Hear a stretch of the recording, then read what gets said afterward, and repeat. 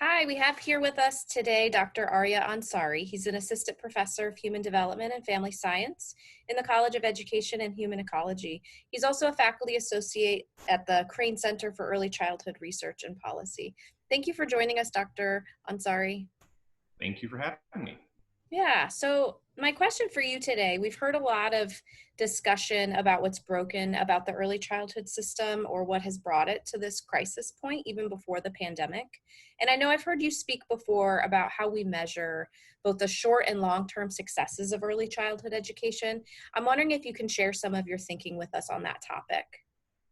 Sure, yeah, absolutely. I think that we are at a unique juncture in terms of thinking about what the future of early childhood education looks like. And I think for that very reason, it's important that we take a step back and that we think very carefully and critically about what our expectations are of these programs that serve our youngest learners. I think it's important that all children have equal access to high quality opportunities, but at the same time, it's important to keep in mind that most children and families enroll in these programs for anywhere from 9 to 12 months. And that's out of their lifetime. And I make note of this because if we're expecting this early childhood education to be the remedy or solution for the opportunity gap in this country or inequality more broadly, that's a bit misguided.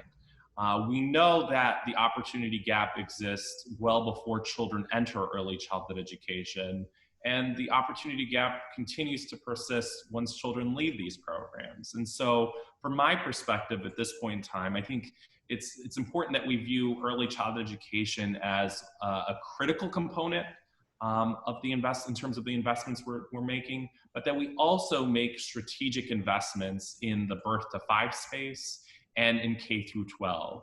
And it's going to be that kind of investment or those types of investments in the long term that will allow us to maximize the investments we're making in early childhood presently. And so my hope is that in moving forward, we view early childhood education from that long-term perspective, thinking about it from the birth to five space, early childhood education, and then K through 12.